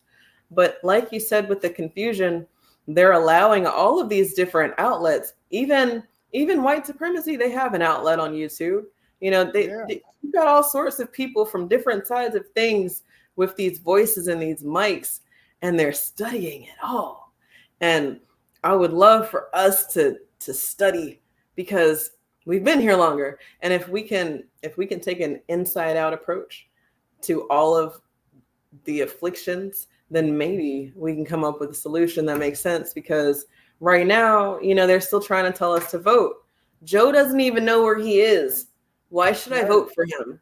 Like that, they can't make that make sense. So now they're saying, oh, well, we're thinking about not using him. But if y'all niggas have been paying attention, like me, or not like me, because I'm just Steve. But 4 years ago, when he was elected, they were saying that they weren't going to put him back on the ticket. That happened, like, I want to say in January 2020, they were saying that they were not putting him back on the ticket. They didn't have anybody else. So and now, not only that, is that we didn't really vote that much last time. No, we didn't vote that much last time. But the point is that they put him in there. It's no way that Trump lost that election. He didn't lose that election. No. But the point is that.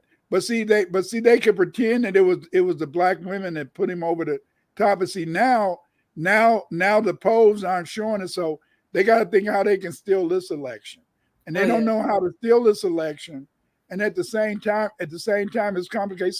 See, it's just like I listen to Greg Carr, and Greg Carr he's a liar. He's a boule. You know, he's an alpha phi alpha. And to me, he's an alpha too. Jeez. Yeah, he's alpha.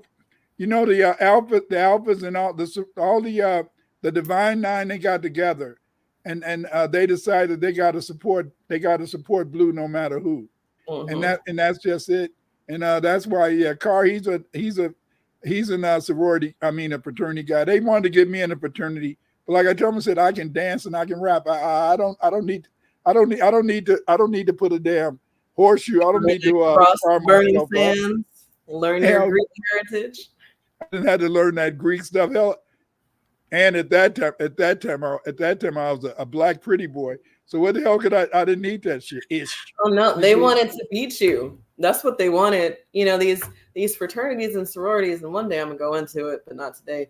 But essentially, it's a buck breaking experience for the men. For the women, it's a dough breaking experience. That people say that you have to be broken down to be built up. And I used to understand that, because if you're starting with a blank slate, then you can kind of put whatever you want on it.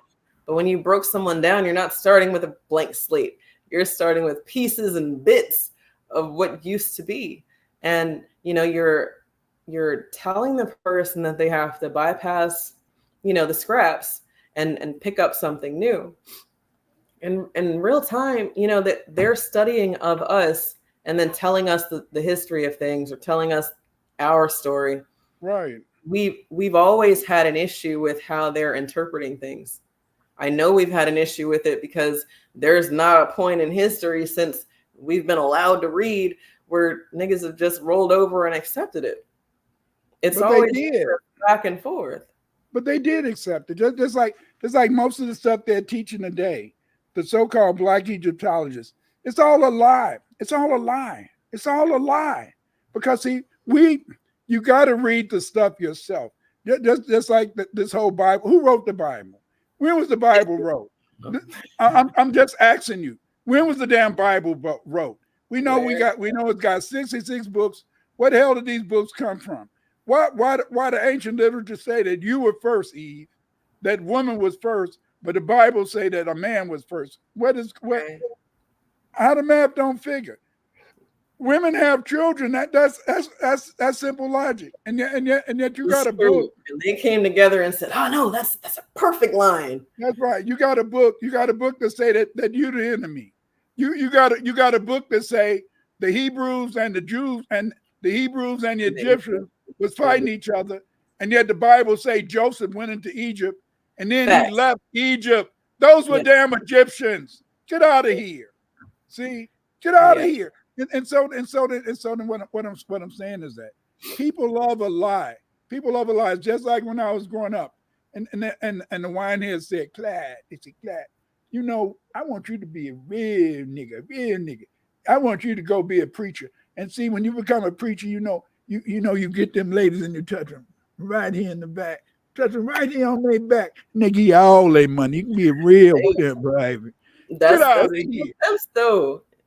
That's a real pimp. That's a real pimp. And if you notice, he always got his hand around the woman's waist so he could touch that little spot, baby. Little so spot on that small of that money. check. Yeah. Yeah, you're right about that. See, I told him, see, God gonna have to come to me and say, Clyde, go out and speak to the black people and spread it. See, I don't, I tell you, I believe in God firmly, but I adhere to no religion. I will never say I believe in any religion because religions have been our downfall, Eve. It's been our downfall. Catholics hate the Protestants. We all hate the Jehovah's Witnesses. I don't care who the hell you are. When they come and knock on my door every Saturday, say, God bless you. See, bye. Because they don't want to have a conversation. See, because we're in the Truman Show. We're living a damn false reality. We got brothers telling us every day we're in a war. We got brothers every day telling us that we fighting a revolution. And then in a sense, but we know in a real revolution, you kill the revolutionaries off. We know in a real revolution, you stop them folks from talking. But that Europeans say, hey, they had a brother come to them and say this, let the niggas talk. And then you have people confused. Because they'll be saying, if you their enemy, why do they let you talk? See, I know why they let you talk. Nearly full of toward us. Both sides of the game, but we're in the Truman Show, baby. We're in the Truman Show. Do you remember the year that Tariq got swatted and the FBI showed up to his house? Yeah, that was about what, 2020? I saw him outside. He had a video, and it was about it was during COVID. That's why I'll give you the Tariq for that answer, the leader, non-leader of the 21st century, because I know that if they had tried something that day, it would have been lights off. And not for every nigga in America, no, because it doesn't take every nigga in America to get a revolution started. Just take a few. Just takes a few.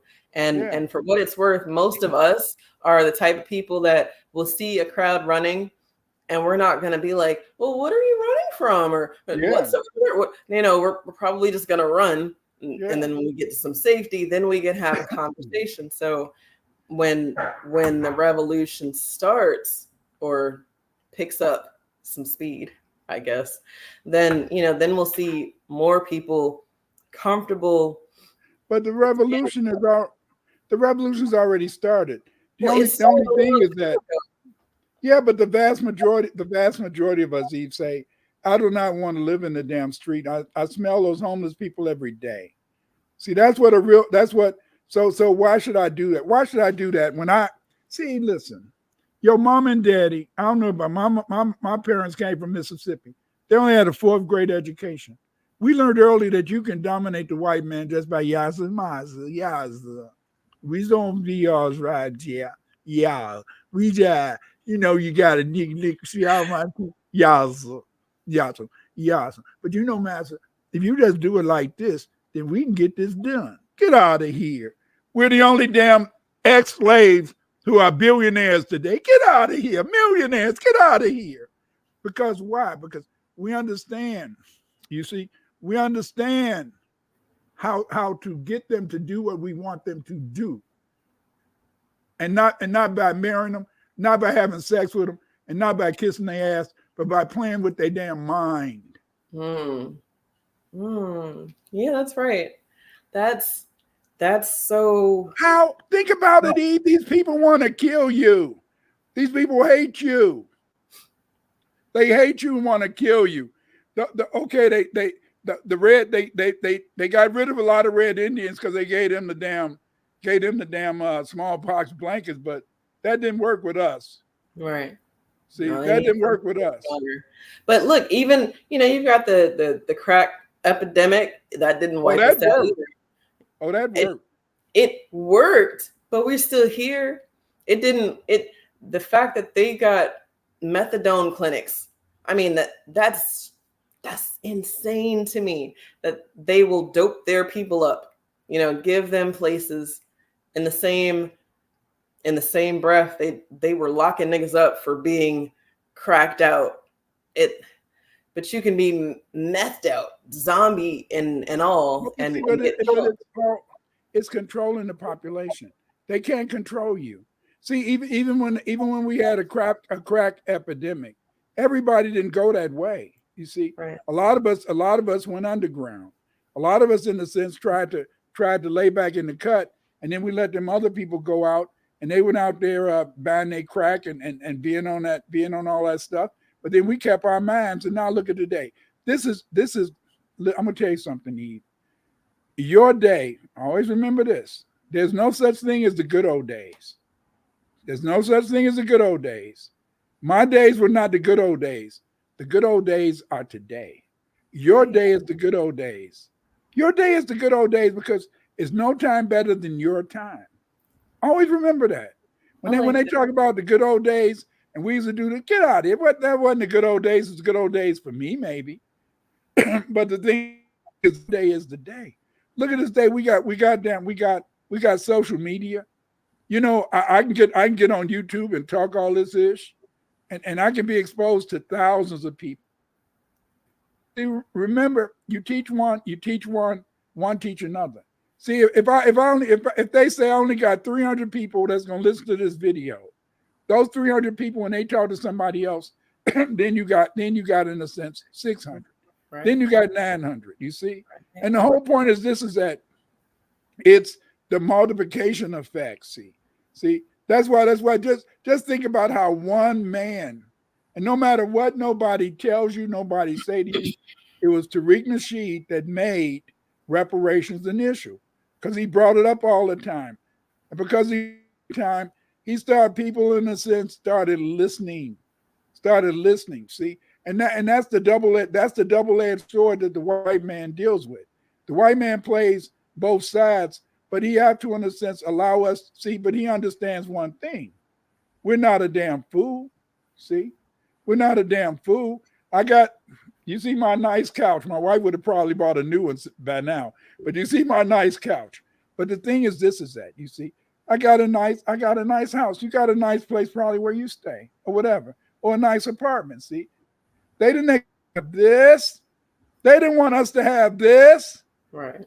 See, they didn't want us to have this. And then these people you talking about the ghetto. Where's the ghetto? I remember when I was in the ghetto, you went into a hallway, you smell piss all up and down the damn hallway. You see, yes. You went to somebody's house, you found big ass holes where the rats had made holes in the wall, and they pull your little baby sister clothes in there so they can make a nice place to stay. It ain't like that. It's not like that anymore. When I grew up, most of the people was on food stamps waiting for money. It's not like that anymore. I'm sorry. See, those days are gone. In the white man mind, he see that, but that's not what it is. See, because he had to remember this is the Truman Show. It's the Truman Show. The only problem is that the directors, in a sense, are fluid. And not only are they fluid, but they left cracks in the system that they couldn't control. See? They shouldn't have never let it ever be a just Eve. Hell no, keep that woman having babies somewhere. Maybe she'll sit down around the crib and put that damn rag hat on her head and come out with her pajamas on. Hell no, they didn't want no Eve out there teaching the little kiddies and trying to get people to get their head on straight. Yes. Get rid of social media, then you lose billions of dollars. You see what I'm saying? That's real. Everything they do to hurt us, we always take it and make it the way we want it. I like it. But did you want to close the evening? I mean, I like where the conversation went, and I'm glad we were able to keep it going. I'm sorry that I'm not feeling great, but this conversation energized me in a way that I didn't think. And knowing that we are being surveyed, and the fact that we can flip it and reverse it, and we've always taken it, that's something that we need to be using, because we are at war, and they are playing both sides. And if you're not careful, you're going to end up playing both sides too. So, But we always play both sides, because remember, in a sense, my mom and them, see that mom and them, my mother taught us, and my father, they taught us, in a sense, that if you just be around Europeans, is that you can dominate them and that you can run them. The only thing is that you just have to get around them. See, those other folk that come from Central Europe, that's why they're so money hungry and greedy, that they don't understand how to really dominate these people. But we know how to get what we want. Think about this. These people, the critical race theory, they hate you. They want to kill you. They created a race that you could never win. And yet, look at us. We still win. We still win. That's right. See, you don't have to have total subservience. You don't have to have people bow down to your feet, but God didn't even make someone bow down to your feet, baby. Hey, I like that too. And I like the examples that we have. The events of when Trump didn't get to be in office, and then the white people said that they had an issue and they tried to storm the Capitol. I think that was an example of what it would have looked like if the South would have won. They would have had a little bit of power for a little bit of time, and then who had to put it down? Who had to stop it? Who stopped it? It was a black man, right? That's right. It was a black man. When he shot that person, I'm sorry. I feel sorry for the family. When that woman came through that window and he shot her ass, they woke up. Damn, these people for real. See? They for real. They for real. No, we are for real. That's right. Just like I hear these people talking about that we owe the white man something for the Civil War. No, 200,000 black soldiers. I'm sounding like Umar now, saying everything three times. But 200,000 black people fought in the Civil War, and they only lost a couple of battles. And the battles that the black people lost, they made a movie out of that. But if you notice, they used the black policy. And it's so sad that it was the red man. It was the red Confederates who developed that black flag policy to kill all black soldiers that we couldn't surrender. But that was beautiful, because that way brothers knew to kick ass. Mm-hmm. See, it is so complicated, but so much of our history has to be rewritten. I can't write it all. Maybe I can't write it all, and that's it. My sons told me, they said, "Pops, we can never be as smart as you. So I'm just gonna go out and find me some women and just have sex. But that'll be it, and get married and have some children. I love you. You're my sons, but hey, but isn't that the beauty of it? You're right though, and you can't write it all. So that's why you teaching. That's a move that they didn't want. They wanted to keep the lie going that black people don't read. But in real time, not only did we read, but we created language. And 10,000 years. That math is sound. And every time I've told a black child who didn't like their literature assignment or their writing assignment that it's not what you thought, it's a little bit deeper than that, always a light bulb goes off. So I find that inside of the Truman Show, you can experiment too. You can start moving pieces and seeing how things are affected and see what's trying to affect you as a result of it. So I like tonight's reality check. But this is what it is. This is what I call a reality check. But thank you guys for joining us, family, and support the ones who do. Support the ones who do. Yes, go.